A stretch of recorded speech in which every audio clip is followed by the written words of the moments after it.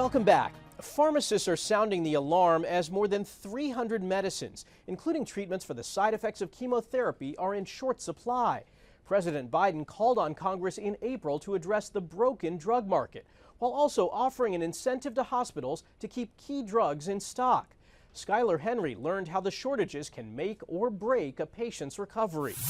Kristen Zastapel and her now 16-year-old son Brighton are on the other side of what she calls his scary battle with leukemia. You almost don't feel like you're in the room. It becomes kind of this surreal nightmare. Brighton's chemotherapy journey wasn't always easy. He landed in intensive care for a bit and endured grueling pediatric treatments for 30 weeks. But Zastapel says it wasn't until the drugs Brighton needed were in short supply that she began to worry. It was the question of, is he going to get what he needs? Are we even going to be able to have the best chance at beating this? Is it a cost issue? Is it a resource issue? All of the above.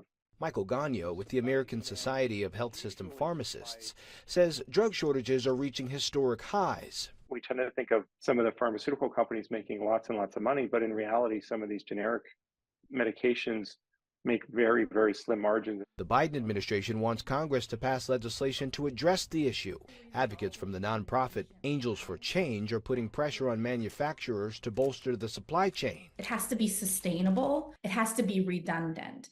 And we have to have recourse so that if it does fail, we know exactly what tools we're going to activate. We were very lucky in that Brighton was such a fighter and really pushed through. Now that his cancer is in remission, Zastapel is sharing Brighton's story. Every minute we were trying to get closer and closer to that finish line, and any delays in medication or any holds would just make that journey even longer. Advocating for others struggling to access life-saving medication. Skylar Henry, CBS News, Washington. Pride Month is over, but there's a health issue for the LGBTQ community that's not going away. More than 2 years since the initial Mpox outbreak, cases are trending up again.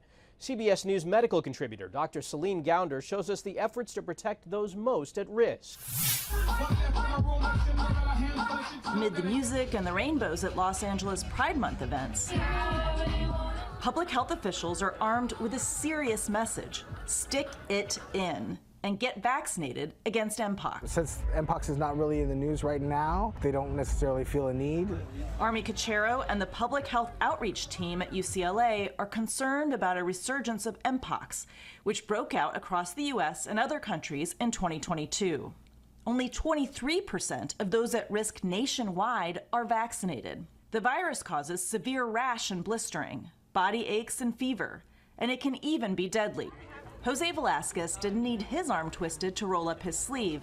He remembers the fear and pain of being infected with Mpox in 2022. I was actually hospitalized. I got to the point that my lymph nodes were really swollen. 1, 2, 3. How was that? I didn't feel it. You didn't feel anything? No, I feel a little relief. Men who have sex with men and trans women are at highest risk. But there are barriers to getting the most vulnerable protected with the 2-dose vaccine. Why are vaccination rates lower among people of color? Just misinformation, lack of health care, lack of trust. Across the country, public health officials are scrambling to prevent a repeat of the panic and confusion of the summer of 2022. Nick Diamond and his husband Kaletso Mafakane are public health advocates in New York. I think it's really personal because it's our friends and our neighbors who are concerned about infection. Their research found that many people at risk connect online and hook up in private homes, and that public health messaging must adapt. That requires new thinking, that requires collaboration, and that requires urgency and speed. If we don't build that muscle, we are going to suffer more than we need to suffer. Have you gotten your shot already? In Los Angeles, I'm Dr. Celine Gounder for CBS News. Experts predicted that nearly 50% of the world's population will be nearsighted by 2050. A study by Chinese researchers found screen exposures from computers and televisions were significantly associated with myopia, though smartphones were not. Kirsten Mitchell spoke to an optometrist about how best to take care of your eyes.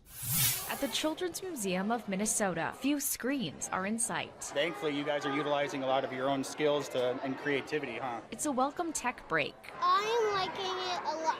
in a society glued to our screens. The kids are better at the tablets than I am, which kind of scares me a bit. I'm like, you're 5 and you are great at this. But research shows screen time is having a real-world impact. We see a lot more nearsightedness now than we did 20, 30 years ago. Dr. Andrew Ritter is an optometrist at M Health Fairview. How early does myopia start to emerge in kids? I mean, I've seen it in very, very young kids, but we tend to see it in school age years. Is that an actual change in your eye? Yeah, so physically, a myopic eye is a longer eye. Far away, we can think of like 2 parallel light beams coming in. In a perfect scenario, it focuses right on the retina and is nice and clear. In nearsighted individuals, it would focus more inside the eye, and in farsighted individuals, it would focus back here. Myopia can be caused by genetics. He has LASIK, so he has glasses too, so yeah, both of our families.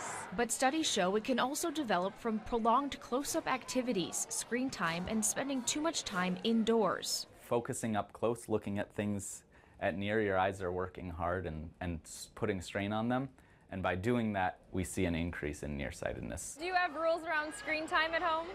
Not strict rules.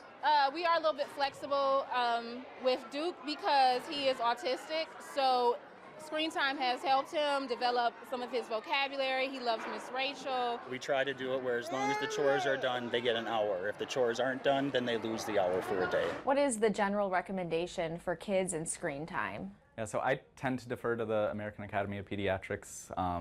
Under 2, basically FaceTime with grandma and not much else. We have family that lives in Michigan, so we will FaceTime with them. Over that, be consistent, try to get as much outdoor time as you can, especially in the summer. There are ways to prevent and possibly slow the progression of myopia. So if they're reading in the dark, try to get them a good light so they're not so strained there.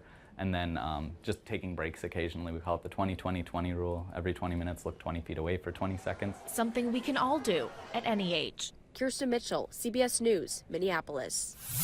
After the break, how one family is holding on to hope as they wait for a second double lung transplant. And one man is spreading breast cancer awareness all year long.